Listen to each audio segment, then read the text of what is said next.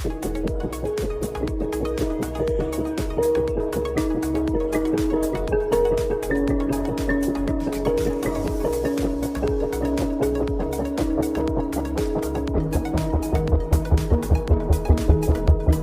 জায়গা থেকে সাত সকালেই ভারত বাংলাদেশ সীমান্তের দিকে চলে এসেছেন এই নারী পুরুষরা। এরা সকলেই বলছেন যে তাদের বাড়ি আদতে বাংলাদেশের নানা জেলায়।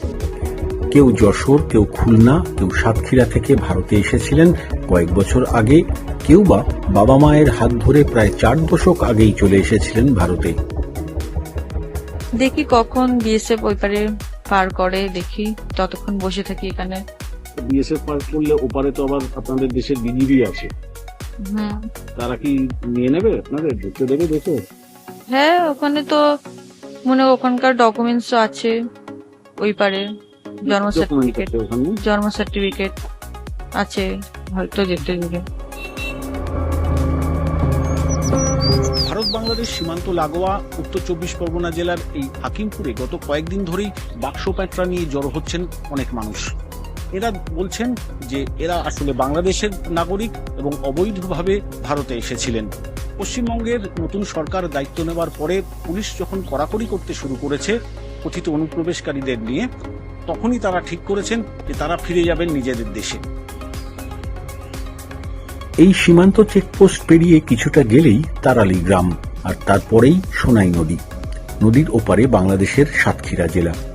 কয়েক বছর আগে ওই গ্রামে গিয়ে বিবিসি বাংলা দেখতে পেয়েছিল যে নদীর দুই প্রান্তের মানুষ খুব সহজেই যোগাযোগ রাখেন নিজেদের মধ্যে।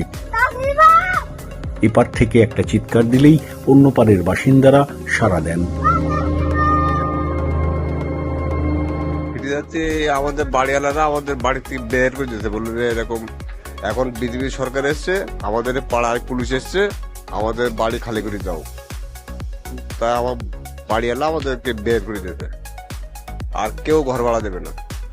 এই পুলিশই এসে করছে যে বাংলাদেশি যা আছে ভাগো, না হলে পরে আমরা ব্যবস্থা নিলে তখন আরো খারাপ হবে, এই জন্য আমরা চলে যাচ্ছি। তবে আগের বার যখন এসআইআরটা হলো না, ওই সময়টা গেলেই ভালো হতো। পশ্চিমবঙ্গের শাসন ক্ষমতায় বিজেপি আসার পরেই মুখ্যমন্ত্রী শুভেন্দু অধিকারী ঘোষণা করেছিলেন যে তার ভাষায় অনুপ্রবেশকারীদের প্রথমে চিহ্নিত করা হবে, তারপরে তাদের নাম তালিকা থেকে বাদ দেওয়া হবে এবং শেষে প্রত্যর্পণ করা হবে। সীমান্তে জড়ো হওয়া কথিত বাংলাদেশি অনুপ্রবেশকারীদের দাবি, নতুন সরকার আসার পরেই তারা আতঙ্কিত হয়ে ভারত ছাড়ছেন। বিজেপি যখন থেকে জিতেছে, যে বললো কিনা যে এখানে রাখা যাবে না বাংলাদেশের দেখে। আমি আছি, আমার স্বামী আছে, বাবা মা সব চলে গিয়েছে আগে এসআইআর এর সময়। বাংলাদেশের লোক ধরলে জেলে ঢুকাই দিচ্ছে, আর এই সুযোগ দিয়েছে, এই সুযোগে চলে যাচ্ছে। হাকিমপুর সীমান্তে জড়ো হওয়া মানুষদের বেশিরভাগই বলছেন যে তারা 2, 4, 5 বছর আগে ভারতে চলে এসেছিলেন অবৈধ পথে। অনেকেরই ভারতে বসবাসের বৈধ কোনো নথি নেই, কিন্তু কয়েকজন আবার বলছেন যে তারা ভারতের নাগরিক পরিচয়পত্র বানিয়ে নিয়েছিলেন। এমনকি এমন একজনেরও দেখা পেলাম যিনি গত 38 বছর ধরে ভারতে থাকছেন এবং 2024 সালের লোকসভা নির্বাচনে ভোটও দিয়েছিলেন। বাবা মা নিয়েছিল ছোটবেলায়, 10 বছর বয়সে নিয়েছিল। বাবা মা এখানেই মারা গেছে, এখানেই বিয়ে করি, 4-5টা ছেলে মেয়েও জন্ম দিই এখানে। Aadhaar card, ration card, PAN card, ব্যাংকের অ্যাকাউন্ট সব ছিল। 2024 অনলাইনে আবেদন করেছিলাম, করলে হয়েছিল ভোটার কার্ডটা। 24 ভোটও দিয়েছি, 26 ডিলেট। এখানে সরকার এখন যে ক্ষমতা আছে সে রাখবে না আমাদের। বাবা মার ডকুমেন্টস চাই, বাবা মার ডকুমেন্টস কোথায় পাবো? আর বাবা মার ডকুমেন্টস ছিল কি তাও তো জানি না। সীমান্তে জড়ো হওয়া কথিত বাংলাদেশি অনুপ্রবেশকারীদের নথি যাচাইয়ের পরে ঠিক কি হচ্ছে তা নিয়ে আনুষ্ঠানিকভাবে মুখ খুলতে রাজি হননি প্রশাসন বা সীমান্তরক্ষী বাহিনীর কর্মকর্তারা। তবে স্থানীয় মানুষরা দেখছেন যে কিভাবে বাংলাদেশে পাঠিয়ে দেওয়া হচ্ছে এই মানুষদের।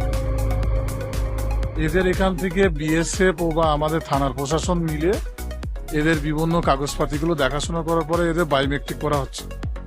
বায়োমেট্রিক করার পরে এখান থেকে পেছন দিয়ে একটা রাস্তা আছে, তারালির মাঝখান দিয়ে একটা রাস্তা আছে, প্রায় 4 কিলোমিটার, আমুদিয়া বর্ডার বলে একটা জায়গা আছে, ওইখানে নিয়ে ওনাদের হাঁটা বর্ডার দিয়ে পার করে যাচ্ছে। দিনের বেলায় মানে সন্ধ্যের আগে দিচ্ছে, আবার অনেক সময় রাত্রি যাচ্ছে, কাগজপাতি ও ওদের চেক আপ আছে, অনেক কিছু হাতের ফিঙ্গার নিচ্ছে, অনেক কিছু নিচ্ছে। হাকিমপুর সীমান্তে যে কথিত অনুপ্রবেশকারীরা জড়ো হচ্ছেন কয়েকদিন ধরেই, সেটা যে তার সরকারের নেওয়া নীতির ফলেই, সে কথাই আবারও বলেছেন মুখ্যমন্ত্রী শুভেন্দু অধিকারী। তো এটা নতুন কিছু নয়, প্রেজেন্ট অ্যাক্টই রয়েছে, এবং আমরা বলে দিয়েছি যে বাংলাদেশের অবৈধ অনুপ্রবেশকারী তাদেরকে কোর্টে পাঠানোর কোনো দরকার নেই, আইনে নেই, সরাসরি পুলিশ নেবে এবং বিএসএফ এর হাতে হ্যান্ডওভার করবে।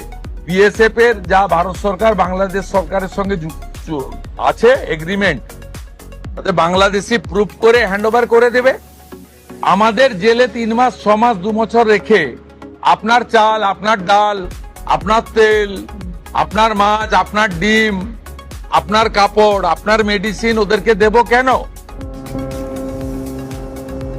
মুখ্যমন্ত্রী ও বিজেপি নেতাদের মুখে বা ভারতের অনেক সাধারণ মানুষের কথাতে বারে বারেই উঠে আসে তাদের ভাষায় অনুপ্রবেশকারীদের ভারত থেকে বের করে দেওয়ার প্রসঙ্গ। কি মনে হয় এ ধরনের কথায়? এখন এই চাপ আছে সরকারের যে থাকা যাবে না ভারতবর্ষে, চলে যাচ্ছি। আবার সুযোগ পেলে আসবেন নাকি? না, আর আসবো না। কেন? আর সুযোগে এবার যদি বা আসি তো এবার সরকারি মাধ্যমে যেটা পাসপোর্ট করে যেভাবে আসা যায়, ঘুরতে আসলাম, ওইটা ঠিক আছে। তাহলে আর মনে হয় না যে আর আসতে পারবো বলে। খারাপ কিছুটা লাগলেও আর কিছু করার নেই, কেন ওটাই তো বাস্তব জিনিস। ভারত বাংলাদেশ সীমান্তের এই হাকিমপুর সীমান্ত চৌকিতে যারা সকাল থেকে জড়ো হয়েছিলেন বাংলাদেশে চলে যাওয়ার জন্য, যে নারী, পুরুষরা, শিশুরা, তাদের নথিপত্র যাচাইয়ের পরেও এখানেই সারাদিন তারা বসে রয়েছেন, তাদের বাংলাদেশে পাঠানো হয়নি। তাদের বাংলাদেশে যেতে দেওয়া হবে নাকি মঙ্গলবার যারা এই সীমান্তে এসেছিলেন বাংলাদেশে ফিরে যাবেন বলে, তাদের একাংশকে যেমন সেদেশে যেতে না দিয়ে কথিত বাংলাদেশি অনুপ্রবেশকারীদের জন্য পশ্চিমবঙ্গ সরকারের তৈরি আটক শিবিরে নিয়ে যাওয়া হয়েছে, এই নারী পুরুষদেরও কি সেখানেই নিয়ে যাওয়া হবে?